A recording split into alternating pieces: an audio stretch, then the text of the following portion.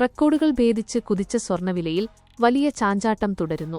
ഇന്നലെ രാവിലെ പവന് 1,16,240 രൂപയായിരുന്ന വില വൈകുന്നേരത്തോടെ 1,17,040 രൂപയായി ഉയർന്നു.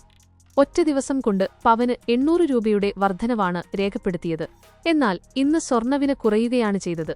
1,16,160 രൂപയാണ് ഒരു പവന് ഇന്നത്തെ വില. 1 ഗ്രാം സ്വർണ്ണത്തിന് 14,520 രൂപയാണ് വില.